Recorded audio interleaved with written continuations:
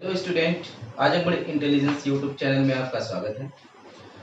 जैसा कि हम लोग बात कर रहे थे सॉल्यूशन चैप्टर पे, और हमने पिछली वीडियो में चर्चा की थी और हमने लगभग 6 लेक्चर अपने कंप्लीट कर लिया। 7वां लेक्चर है। पिछली वीडियो हमने बात किया था कॉलिगेटिव प्रॉपर्टी पर, जिसमें हमने 4 प्रकार की कॉलिगेटिव प्रॉपर्टी पर अध्ययन किया था। हमने देखा था कि colligative property relative lowering vapour pressure, मतलब वाष्प दाब में अपेक्षित अवनमन, परासरण दाब, क्वथनांक में उन्नयन, हिमांक में अवनमन, इतनी बातें हमने देखी थी। अब क्या हुआ, इसमें हमने ये बात किया था कि कॉलिगेटिव प्रॉपर्टी के बारे में। तो पहले फिर से याद कर लेते हैं कॉलिगेटिव प्रॉपर्टी क्या थी।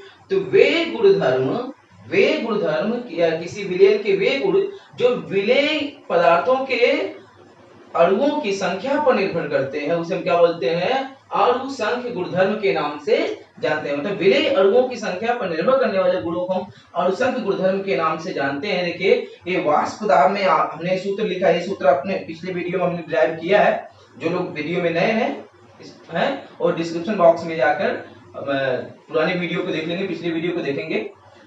तो क्या हुआ कि ये वाष्प दाब में अपेक्षित अवनमन डिपेंड कर रहा है अणुओं की संख्या पे। किसके? विलेय अणुओं की संख्या।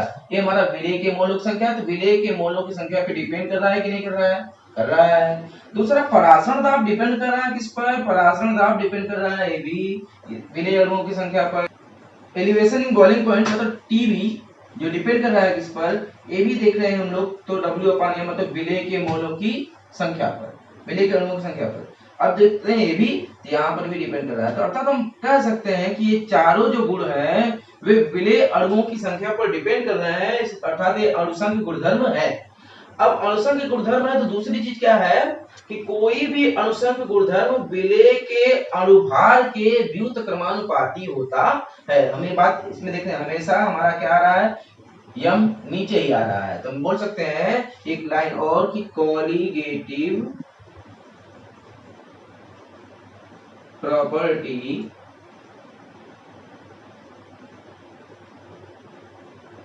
इनवर्सली प्रोपोर्शनल टू 1/m, अर्थात विलेय का अणुभार जितना ज्यादा होगा कॉलिगेटिव प्रॉपर्टी उतनी ही कम होगी।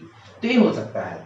अब हमको बात करना है आज थोड़ा सा कुछ अलग, एबनॉर्मल कॉलिगेटिव प्रॉपर्टी। हमने जितना कॉलिगेटिव प्रॉपर्टी पढ़ा है उसमें कुछ ऐसी कॉलिगेटिव प्रॉपर्टी आएंगी जब इस सूत्र द्वारा सिद्ध नहीं कर सकते हैं, अपवाद हो जाता है। तो क्यों हो जाता है ऐसा, इस पे बात करेंगे। तो होता है एक नॉर्मल कॉलिगेटिव प्रॉपर्टी, दूसरा आ जाएगा एबनॉर्मल कॉलिगेटिव प्रॉपर्टी। नॉर्मल का मतलब क्या होता है कि ऐसे अणुसंख्य गुणधर्म जो सूत्र द्वारा डिराइव्ड, जो सूत्र हमको प्राप्त हुआ है, इन जिनका मान, ऐसे अणुसंख्य गुणधर्म जिनका मान सूत्र द्वारा ज्ञात मान के बराबर होता है, उसे हम क्या बोलते हैं, नॉर्मल कॉलिगेटिव प्रॉपर्टी। मतलब सैद्धांतिक मान और प्रैक्टिकल प्रायोगिक मान दोनों अगर समान है तो ऐसे प्रॉपर्टी को हम क्या बोलते हैं, कॉलिगेटिव नॉर्मल कॉलिगेटिव प्रॉपर्टी। क्या कि ऐसे अणुसंख्य गुणधर्म जिनका प्रैक्टिकल वैल्यू और थ्योरेटिकल वैल्यू दोनों क्या हो, समान हो, वो क्या कहलाएगा, नॉर्मल कॉलिगेटिव प्रॉपर्टी। तो क्या प्रैक्टिकल वैल्यू इक्वल टू क्या, थ्योरेटिकल वैल्यू अगर है तो ऐसे प्रॉपर्टी को हम क्या बोलते हैं, नॉर्मल कॉलिगेटिव प्रॉपर्टी। ये तो सिंपल है। लेकिन अगर हम विलयन में वैद्युत अपघट्य पदार्थों को घोल दें या कुछ ऐसे विलेय पदार्थ को घोल दें जो दो विलेय पदार्थों को घोले, दोनों जुड़ के एक हो जाए, या एक विलेय पदार्थ को घोले और टूटकर दो हो जाए या दो से अधिक हो जाए, तो ऐसे विलेय पदार्थों को घोलने पर प्रैक्टिकल वैल्यू का मान थ्योरेटिकल वैल्यू से या तो ज्यादा हो जाएगा या तो कम हो जाएगा। तो क्या बोलेंगे, ऐसे विलेय पदार्थ जिनको विलयन में घोलने पर उनका प्रैक्टिकल वैल्यू थ्योरेटिकल वैल्यू से या तो ज्यादा हो जाता है या तो कम हो जाता है, तो ऐसे अणुसंख्य गुणधर्म को हम क्या बोलते हैं, एबनॉर्मल कॉलिगेटिव प्रॉपर्टी। क्या बोल सकते हैं कि ऐसे विलेय जिन्हें विलयन में घोलने पर, विलयन में घोलने पर उनकी प्रैक्टिकल वैल्यू क्या हो, थ्योरेटिकल वैल्यू से भिन्न हो जाए।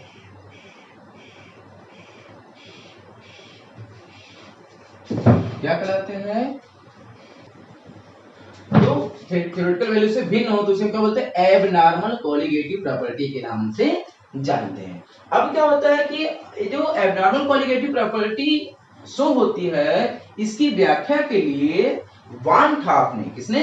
वान ठाप ने अपने कुछ सिद्धांत प्रस्तुत किए और इन एबनॉर्मल कोलिगेटिव प्रॉपर्टी को नॉर्मल बनाने के लिए उन्होंने अपना फैक्टर दिया, जिसे हम वान ठाप फैक्टर के नाम से जानते हैं। तो हम क्या बोलेंगे? वान ठाप फैक्टर को डिराइव करेंगे, वान ठाप फैक्टर को डिराइव करते हैं।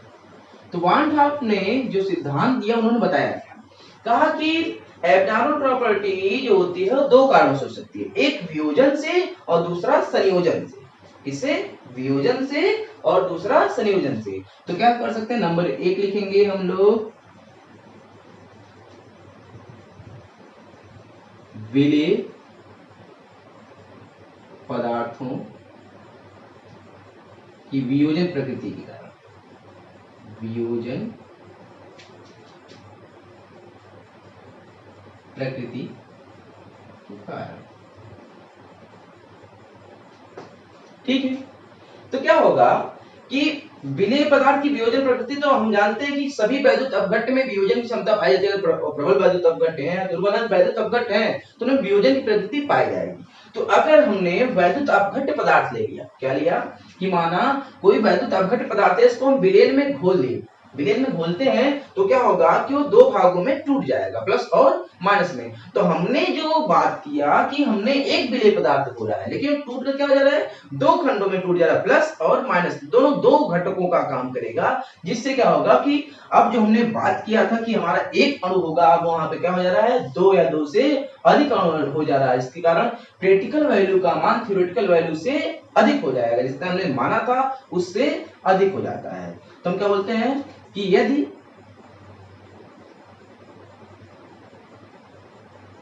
विलयन में वैद्युत अपघट्ट पदार्थों को घोलते हैं तो आयनन या वियोजन भी लिख सकते हैं, वियोजन के कारण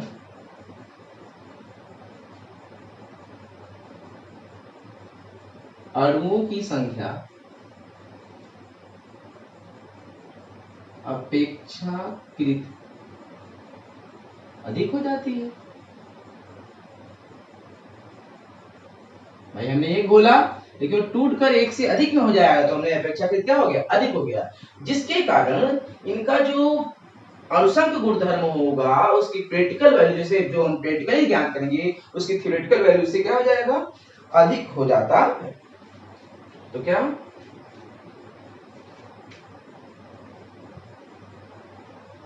जिसके कारण प्रैक्टिकल वैल्यू मतलब जो हमने प्रयोग द्वारा ज्ञात किया, प्रायोगिक रूप में जो हम अपने जब हम एक्सपेरिमेंट कर रहे हैं तो जो मान हमारा प्राप्त हो, प्रैक्टिकल वैल्यू हो जाएगा। और थ्योरेटिकल वैल्यू जैसे हमने सूत्र में हमने कहा कि हमारा इतना ऑस्मोटिक प्रेशर, परासन दाब इतना होगा, तो हमने सूत्र में किया था। लेकिन जब हमने उसको अपने सामने जब डिराइव किया, जब हमने उसको देखा, तो देखा प्रैक्टिकल करने पे क्या पता चला कि जितना सूत्र में आ रहा था तो उससे ज्यादा आ रहा है, तो उससे कम हो जा रहा है, ऐसा हो जाना चाहिए। तो प्रैक्टिकल वैल्यू का मान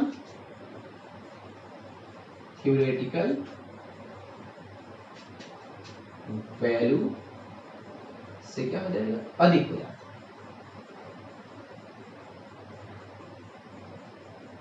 ठीक है, प्रैक्टिकल वैल्यू का मान थ्योरेटिकल वैल्यू से अधिक हो जाएगा। इसके लिए अब वांट ऑफ ने फैक्टर ड्राइव किया, इसे वांट ऑफ फैक्टर के नाम से जानते हैं। तो क्या बोला गया, वांट ऑफ गुणांक, इसको आई से लिखते हैं। आई में बोला गया क्या, प्रैक्टिकल वैल्यू बटे थ्योरेटिकल वैल्यू, प्रैक्टिकल वैल्यू बटे थ्योरेटिकल।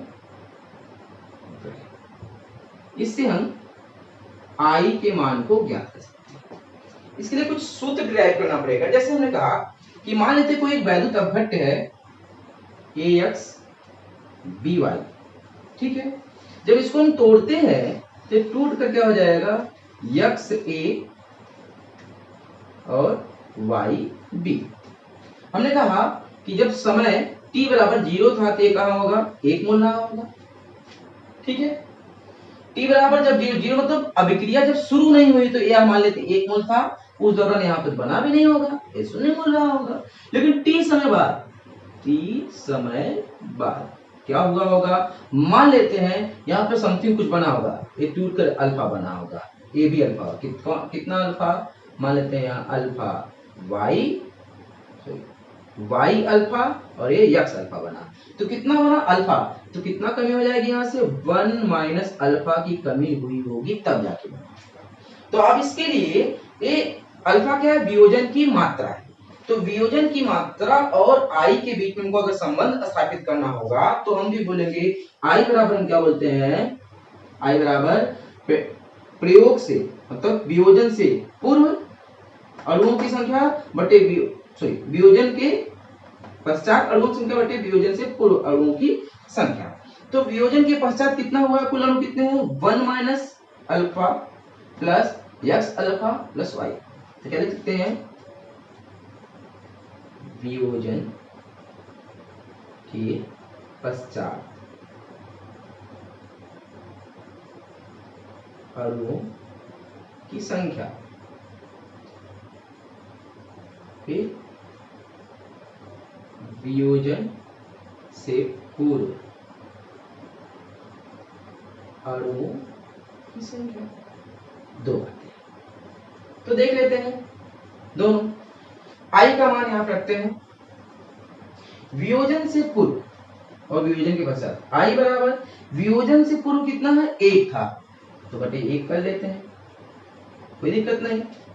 वियोजन के पश्चात कितना है, ये है 1 माइनस अल्फा प्लस क्या है x alpha plus y alpha, इतना हो जाएगा। अब हम इसको इधर लेके चले जाते हैं, इसको एक ले जाएंगे कोई फायदा नहीं है, कोई मतलब नहीं है। तो i माइनस 1 इक्वल टू, ये क्या हो जाएगा, हम इसको कॉमन ले लेते हैं, तो अल्फा को अल्फा हर जगह है तो कॉमन ले लेते हैं अल्फा। अब क्या हो जाएगा, x प्लस y माइनस 1, ये हो जाएगा। तो अल्फा बराबर हम करना चाहेंगे तो क्या हो जाएगा, अल्फा बराबर इसको बटे कर लेते हैं, तो i minus 1 upon x plus y minus 1, इतना हो गया। x y क्या है, ये मोलों की संख्या है, ये क्या है, मोलों की संख्या है। तो यहाँ पर कुल मोल लिख सकते हैं x y, तो x प्लस y यहाँ पे हम क्या कर सकते हैं, x प्लस y मतलब कुल मोलों की संख्या, तो हो सकता है alpha equal to i minus 1 plus n minus 1, ठीक है। n क्या है, कुल मोलों की संख्या, n मतलब कुल मोलों की संख्या, ठीक है, इतना हो गया। तो अभी हमने क्या लिया, वांट ऑफ फैक्टर लिया कब, वियोजन प्रकृति, विलेय के वियोजन प्रकृति के कारण हमने वांट ऑफ फैक्टर आई को ज्ञात किया कि कैसे ज्ञात करते हैं ये, और दूसरा हमने क्या किया कि वियोजन की मात्रा तथा वांट ऑफ फैक्टर के बीच संबंध कैसे करते हैं, ठीक है। तो आप इतने का स्क्रीनशॉट लीजिए, फिर हम मिलते हैं इसके बाद। तो हमने देखा कि विलेय के अणु जब वियोजन प्रकृति रखते हैं तब क्या होता है। अब देखते हैं विलेय के अणु जब संयोजन की प्रकृति है मतलब संगुणन की प्रकृति रखते हैं, इसमें क्या होता है। इसमें होता क्या कि यार हमने कोई ऐसा विलेय लिया जिसको जब विलायक में घोलते हैं तो टूटने के बजाय क्या हो जाता है, जुड़ जाता है। जैसे हम एक उदाहरण ले लेते हैं कि अगर हमने कहा H2 प्लस I2, इनको जब डालते हैं मिलाएंगे तो क्या हो जाएगा 2HI, ये हो गया।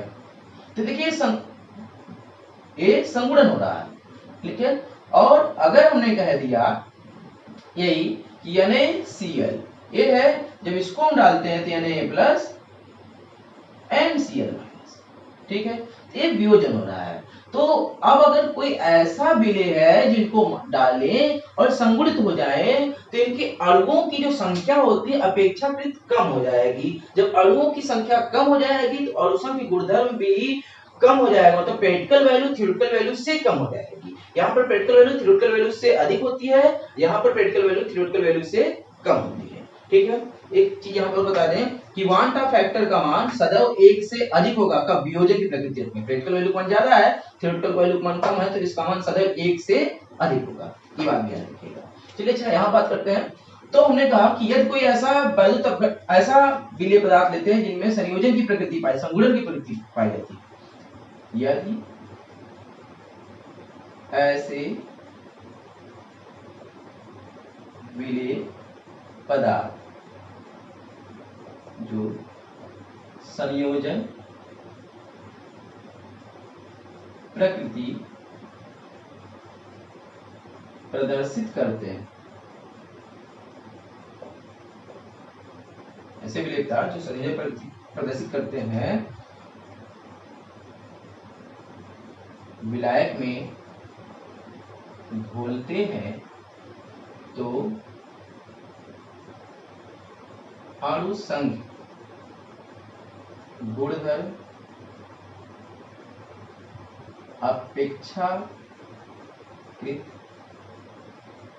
कम हो जाता है। क्यों कम हो जाए? क्योंकि अणुओं की संख्या कम हो जाती है, ठीक है, जिसके कारण प्रैक्टिकल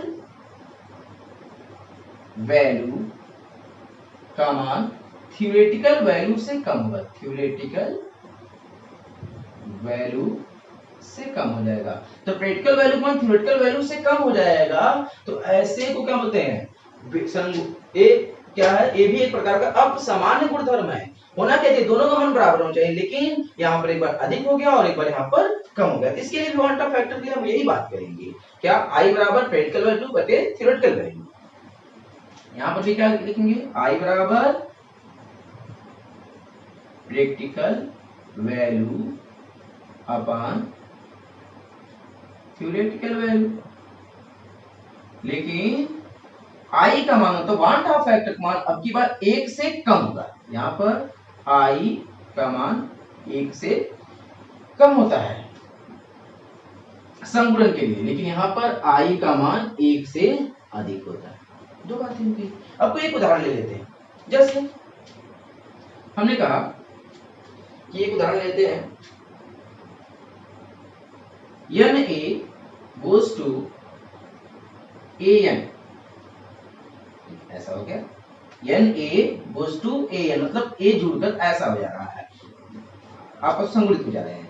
तो यहाँ पे क्या है, T बराबर 0 था, T रहा होगा 1 मोल, यहाँ पे रहा होगा 0, लेकिन T समय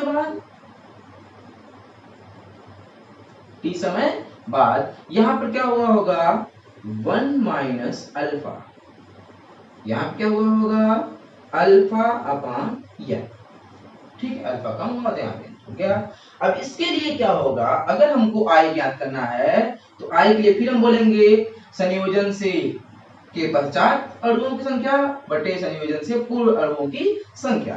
तो संयोजन से पश्चात, संयोजन के पश्चात अणुओं की संख्या बटे संयोजन से पूर्व अणुओं की संख्या, ठीक है। तो लिख लेते हैं I बराबर क्या होने वाला है, संयोजन के पश्चात 1 minus alpha plus alpha upon n, 1 minus alpha plus alpha upon n upon 1। तो 1 से कोई मतलब है नहीं, आपका I बराबर यही सूत्र हो जाएगा। ठीक है, तो इस तरीके से हमने I देखा दोनों का। अब क्या करते हैं, जब हमने I देख लिया कि संयोजन के बाद कैसे ज्ञात करेंगे, वियोजन के लिए कैसे ज्ञात करेंगे, और हमने देख लिया वियोजन की मात्रा तथा वांट ऑफ फैक्टर के लिए, दोनों के लिए, वियोजन के लिए और संयोजन के लिए सूत्र। तो अब बात कर लेते हैं कि अगर हमको पता चल गया तो वांट ऑफ फैक्टर का प्रयोग करके हम कैसे, वांट ऑफ फैक्टर का प्रयोग करके कैसे दूर करेंगे सारे दोषों को और सही सही मान सारे अनुसंग गुणधर्म का ज्ञात करेंगे। जैसे अगर हमको अब परासरण दाब ज्ञात करना हो तो क्या करेंगे, P बराबर C S T into I का वांट ऑफ फैक्टर। तो अगर आपको वांट ऑफ फैक्टर नहीं पता है तो आप बार बार सूत्र का प्रयोग करके बट के लिए इसका और अगर संयोजन हो रहा है तो इसका I का मान ज्ञात करते रहेंगे। ये परासरण दाब ज्ञात करने के लिए, ऑस्मोटिक प्रेशर ज्ञात करने के लिए। दूसरा आपका है वाष्प दाब में अपेक्षित अनुमान, तो P not minus PS upon P not, हमने इस पर P not minus PS upon PS भी किया था, तो आप जैसा सूत्र रहेगा वैसा कर लेंगे। तो यहाँ पर पदार्थ की मात्रा बटे उसका अनुभार पे capital W, sorry small w capital M होगा इंटू W, इतना करते थे, गुणे यहाँ पर I करेंगे, ये भी वांट ऑफ फैक्टर हो जाएगा। ठीक है, a relative lowering in vapour pressure, ये हो गया था। फिर हमारे पास delta TV equal to KB into W into 1000 upon M into capital W, इसका भी इंटू आई कर लेंगे। और delta TF equal to KF into W into 1000 upon M into W into I. ठीक है, a elevation in boiling point, a depression in lowering in freezing point. ठीक है, तो इतना सूत्र आपका हो गया वांट ऑफ फैक्टर का, इसका आप स्क्रीनशॉट ले लीजिए। फिर हम इस पे एक दो एक्सरसाइज देखते हैं, इसका लेसन कंप्लीट करेंगे। तो हमारे पास प्रश्न है कि केसीएल के विलयन में उसके 7.45 ग्राम प्रति लीटर विलयन का 300 केल्विन पर परासरण दाब 4.68 वायुमंडल है, तो केसीएल का वांट ऑफ गुणांक की गणना कीजिए। तो यहाँ पर आपको वांट ऑफ गुणांक सीधे सीधे पूछ दिया, तो हमारे पास यहाँ पर परासरण दाब का सूत्र है, क्या है, P बराबर CST। ठीक है, तो CST को हम चाहे लिख सकते हैं, या यहाँ पर पदार्थ की मात्रा से कर दिया, तो दूसरा सूत्र हमारे सामने भी पास है, PV बराबर NST भी हमारे पास सूत्र होता है। ठीक है, तो हम इस सूत्र से लगाएंगे, क्या करेंगे, यहाँ पे C सांद्रता था, सांद्रता दिया नहीं है, पदार्थ की मात्रा दिया, तो यहाँ से लगाएंगे। इसके लिए तो आते हैं, क्या क्या हमारे सामने है, बस उसको देखना है। हमारे सामने दिया है पदार्थ की मात्रा W बराबर 7.45। ठीक है, दिया तो है, सांद्रता दिया था, सॉरी C दिया है, C बराबर है 7.45 ग्राम प्रति लीटर, इस सांद्रता दिया है। परासरण दाब आपके सामने है, P बराबर 4.68 ATM दिया है। ठीक है, दो चीज हो गया। अब आपको टेम्परेचर भी दे दिया है इसने, टेम्परेचर कितना है, 300 केल्विन दे दिया है। आपसे आई पूछ रहा है, तो अब देखिए जब वायुमंडल में दे दिया हो और केल्विन में दे दिया हो तो यस का मान होता है हमारे सामने 0.0821। ठीक है, 82 रख सकते हैं, क्या वायुमंडल ठीक है, लीटर केल्विन सॉरी पर मोल केल्विन, ऐसे करेंगे, ठीक है।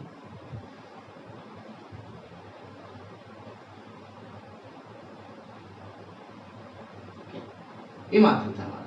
तो चलिए इस पे जब सब कुछ दे दिया है तो हमको आई ज्ञात करना है, तो आई वहां से कर लेंगे तो हो जाएगा आई इक्वल टू,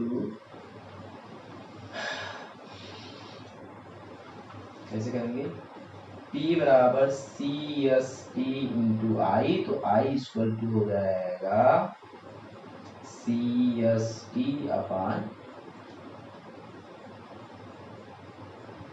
ठीक है, सॉरी T अपान सी एस टी, ठीक है। इस सूत्र से लगाएंगे तो आपका आंसर आ जाएगा, ठीक है। इसका आंसर आएगा समथिंग 1.90 आएगा, आप इसको करके देखिएगा और आंसर इसका डिस्क्रिप्शन बॉक्स में सॉरी कमेंट बॉक्स में जरूर दीजिएगा। दूसरा प्रश्न आपका 27 डिग्री सेंटीग्रेड पर BaCl2 का देसी नॉर्मल विलयन की वियोजन मात्रा इतना है, तो परासरण दाब ज्ञात कीजिए, ठीक है। कौन सा BaCl2 है, BaCl2 एक वैद्युत अपघट्ट है, जिसका मतलब टूटेगा, BaCl2 टूट कर क्या हो जाएगा, दो भागों में, Ba2 plus and 2Cl minus, ऐसा हो गया। तो हम लोग देखते हैं, पहले हम इसको तोड़ ही लेते हैं। तो T बराबर जब 0 था तो रहा होगा 1 मोल, यहाँ पर रहा होगा 0, लेकिन T समय बाद ये क्या हो गया होगा अल्फा, ये हो गया होगा 2 अल्फा, 2 है, ठीक है। तो यहाँ क्या हो जाए, कमी होगी 1 माइनस अल्फा, इतना है। तो हम क्या करते हैं, सबसे पहले क्या क्या दिया है यहाँ पर, देसी नॉर्मल है, नॉर्मल है, और हमारे पास सूत्र क्या है, P बराबर सी एस टी, ठीक है। सी सांद्रता है, लेकिन नॉर्मलता नहीं है तो हमको रखेंगे कहाँ, मोलरता रखना पड़ता था हमेशा हमको यहाँ पे। तो मोलरता के लिए पहले नॉर्मलता और मोलरता में देसी नॉर्मल का मतलब क्या था, n बराबर देसी नॉर्मल n बाई 10, ठीक है। n बाई 10 को हम देसी नॉर्मल के नाम से जानते हैं। जब यहाँ पे 100 हो जाएगा तो सेंटी नॉर्मल, हम इसको पढ़ाए हैं आपको पिछले वीडियो में। तो अब क्या करते हैं, यहाँ पे मोलरता करेंगे। तो नॉर्मलता और मोलरता के बीच में एक संबंध होता है, क्या होता है, नॉर्मलता बराबर मोलरिटी इनटू वैलेंसी होता है, ठीक है। तो अब क्या करेंगे, मोलरिटी क्या करना, तो नॉर्मलिटी अपन वैलेंसी कर लेंगे। तो नॉर्मलिटी कितनी है हमारा 1/10 इंटू वैलेंसी देख लेते हैं, इसकी संयोजकता कितनी है, 2 है, कितनी है, 2 है इसकी संयोजकता, क्योंकि 2 यहाँ पर देखिए Ba+2 हो जा रहा है, यहाँ पर भी 2 है, तो 2 हो जाएगा, तो गुणा कर लेंगे कितने से, 2 से, तो हो जाएगा मोलरिटी बराबर क्या हो जाएगा, m बराबर हमारा 1/20 हो गया, ये हमारी सांद्रता हो गया, C हो गया। हम रख देंगे यहाँ पर क्या, पहले परासरण दाब ज्ञात करेंगे नॉर्मल वाला, तो हो जाएगा 1/20 गुणे यहाँ पे क्या करेंगे 0.082, फिर टेम्परेचर हमारा कितना है 300 केल्विन, ठीक है। इतने हम ज्ञात करेंगे तो हो जाएगा हमारा कितना 15, इसको सॉल्व करेंगे तो परासरण दाब हमारा जो भी आएगा आप लिख लीजिएगा। ये हमने परासरण दाब किया, कौन सा ज्ञात किया, ये हमारा थ्योरेटिकल वैल्यू है, थ्योरेटिकल वैल्यू हमने ज्ञात किया, ठीक है। अब हमको प्रैक्टिकल वैल्यू का ज्ञात करना है परासरण दाब, कब, जब 80% वियोजन मात्रा हो जाएगी।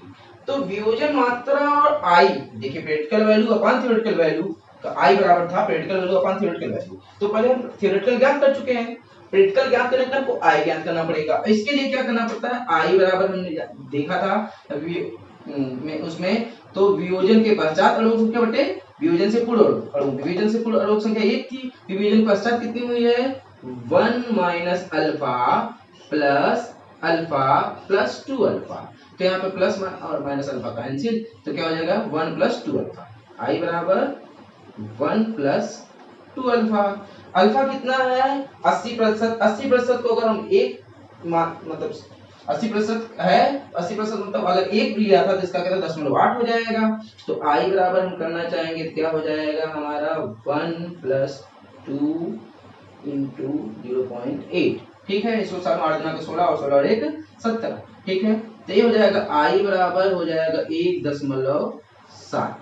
ठीक है, तो हमने जब आई ज्ञात कर लिया, प्रैक्टिकल वैल्यू ज्ञात कर लिया, तो हम थ्योरेटिकल वैल्यू ज्ञात करते, प्रैक्टिकल ज्ञात करेंगे कैसे? हमको पता है आई बराबर practical value upon theoretical value. ठीक है, तो हमारा आई ज्ञात है, थ्योरेटिकल वैल्यू ज्ञात है, तो प्रैक्टिकल ज्ञात करने क्या कर लेंगे? एक दूसरे से गुणा कर लेंगे। तो आप इसका प्रैक्टिकल वैल्यू निकाल कर कमेंट बॉक्स में जरूर लिख दिया करें इसका सटीक आंसर। तो हो जाएगा आई इंटू थ्योरेटिकल वैल्यू जो हमने ज्ञात किया। ठीक है, हमने यहाँ से आई ज्ञात ही कर लिया है, थ्योरेटिकल यहाँ से सॉल्व कर लेंगे, दोनों का गुणा करेंगे, आंसर हमारा आ जाएगा। तो ऐसे आप सारे क्वेश्चन को सॉल्व करिएगा। अगर आपको कोई क्वेश्चन नहीं आता है, कोई फंसता है, तो आप डिस्क्रिप्शन हमारे कमेंट बॉक्स में प्रश्न को जरूर नोट करें, या अगर आपको कोई दिक्कत होती है तो हमारे इस मोबाइल व्हाट्सएप नंबर पे